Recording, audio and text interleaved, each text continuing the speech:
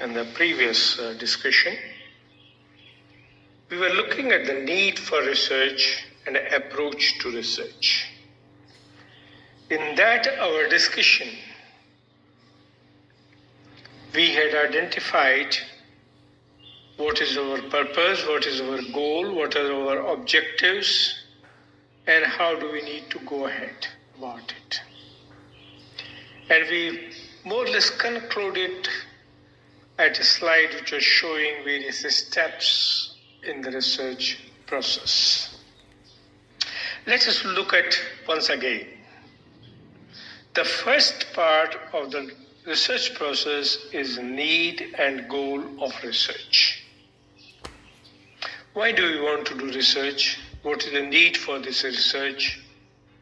That will decide our objectives, our approach, and how we want to proceed further.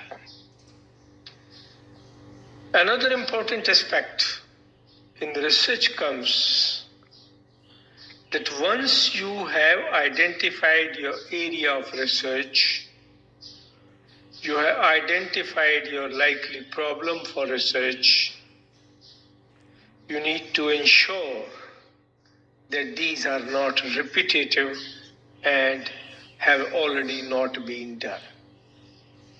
What do you do for that? The tool for establishing that your area of research, your problem of research is unique is literature review.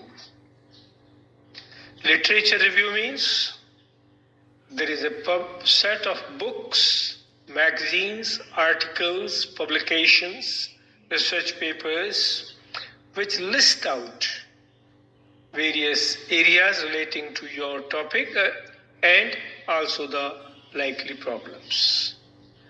Kindly go through every published material to establish that your area selected for research is unique and the identified research problem is not something which is not unique, which means neither your area nor your problem are something which can be said that it is already done, you don't have to do it again, or it's a repetition.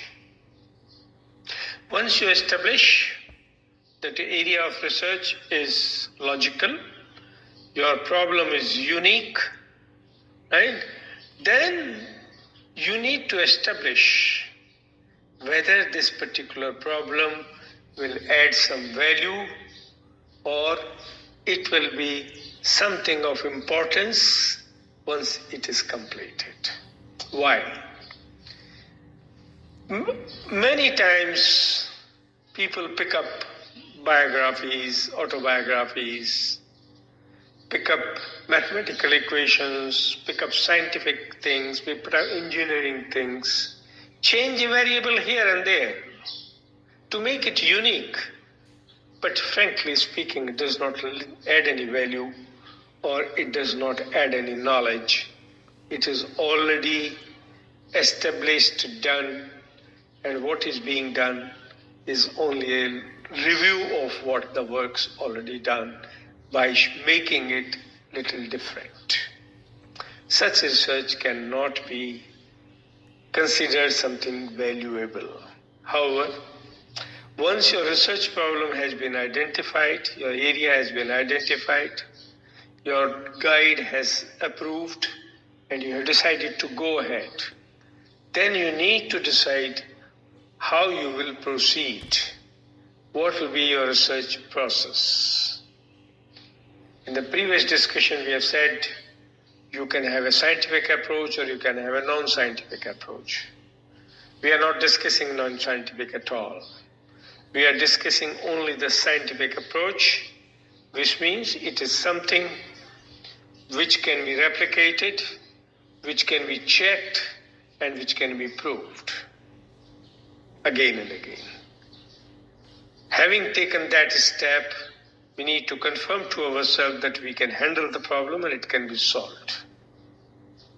Once these issues are clear, you need to plan a proposal, right, which should include introduction to your research design, your data collection, your data analysis, your findings, your conclusion, and should culminate in a report. Once this report is made, you can make your draft thesis and submit. This will be your research process for the research in PST. If you have any questions, you are welcome to ask, right? Else, we will go further and look for some new area for discussion now.